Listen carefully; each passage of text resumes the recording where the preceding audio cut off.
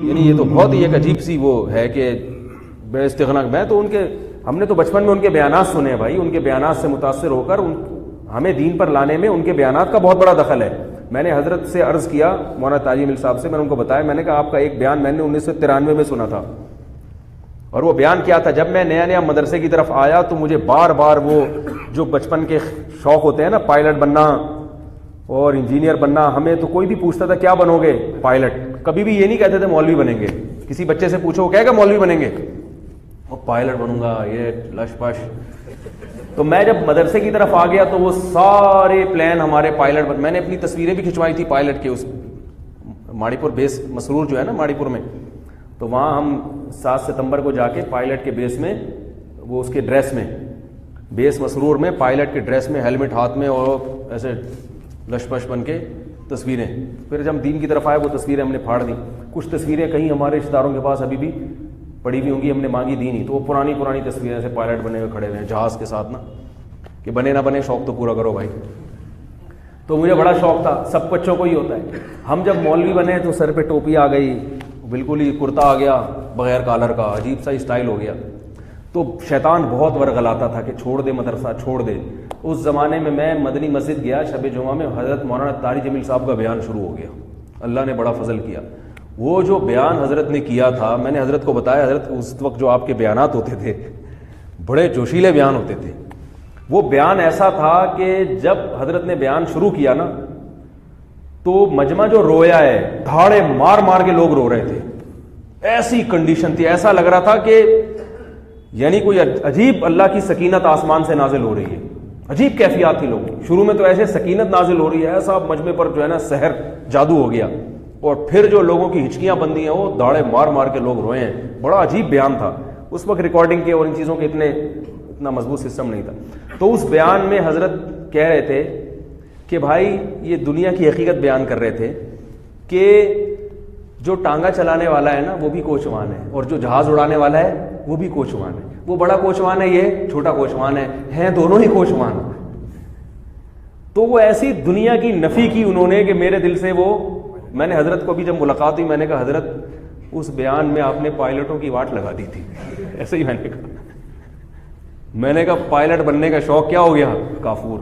Pilot کی اہمیت کا انکار نہیں کر رہا میں, اگر اللہ کے لیے ہے, اپنے ملک کے دفاع کے لیے ہے, پھر تو پائلٹ بننا بہت بڑی فضیلت ہے. ہوائی جہاز اڑا کے اپنے ملک کا دفاع کرنا, مسلمان قوم کا دفاع کرنا, یہ تو صحابہ بھی میدان جنگ میں گھوڑوں پر سوار ہو کے بہادری کے جوہر دکھاتے تھے. لیکن ہمارا مقصد تو شو مارنا تھا نا, کیا خیال ہے؟ ہمارا مقصد تو یہ تھا اڑیں گے, پھر یہ پھر نیچے اتریں گے. تو نیچے تو اتریں گے ہی نہیں, ہم کہا اڑ وہیں جائیں گے بھائی, ہم نیچے کیوں اتریں؟ تو ہمارا تو مقصد دنیا تھی. اگر ملک کی خدمت یا قوم کی خدمت مقصود ہوتی تو عالم بن کے بھی تو ہوتی ہے, اس کی بھی ضرورت ہے, عالم کی بھی ضرورت ہے. تو ادھر تو کبھی خیال نہیں, کیونکہ اس میں شو نہیں ہے. اب ٹوپی پہن کے جب گھر آئے, اور مدرسے والوں کو اللہ ہدایت دے, یہ ہمارے مدارس کے جو محتمین بچوں کے ٹینڈ کرا کے رکھتے ہیں, تو بڑے لوگ ہیں, میں چھوٹا منہ بڑی بات. اللہ کا واسطہ یہ رسم کو مدرسوں سے ختم ہو جانا چاہیے.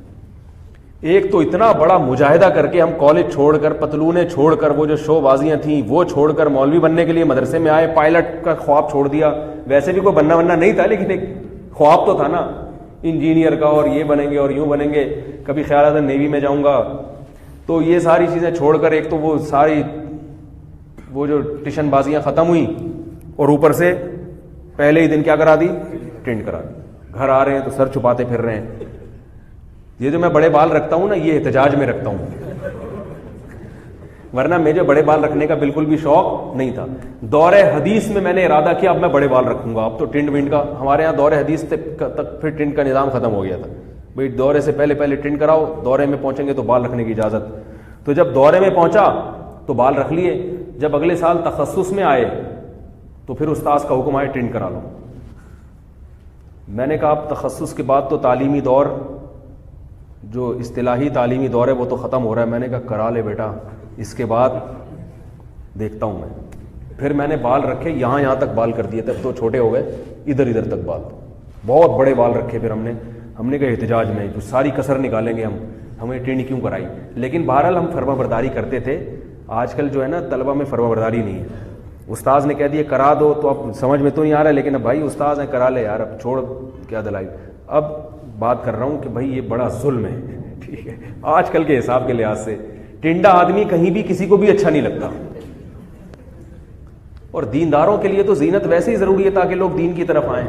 ٹرینڈ کرا کے عجیب حسن تیرا اس طرح سالم رہا, سر منڈانے پر بھی تو ظالم رہا. یا ہمارے اساتذہ میں یہ شعر سناتے تھے, حسن تیرا اس طرح سالم رہا, سر منڈانے پر بھی تو ظالم رہا.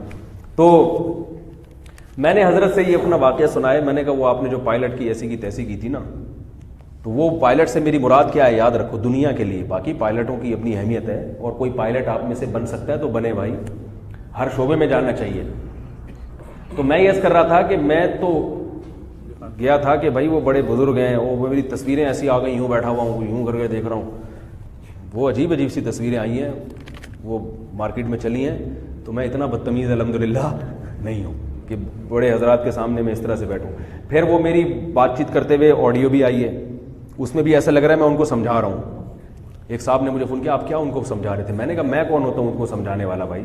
انہوں نے مجھ سے ایک سوال پوچھا تھا, کوئی بات پوچھی تھی جامعہ سے متعلق, میں اس کا جواب دے رہا تھا کہ بھائی وہ جامعہ میں درس قرآن کی جو ٹریننگ دی جاتی ہے اس میں یہ, وہ پوچھ رہے تھے کیا ہوتا ہے اس میں, ان کو بتا رہا تھا.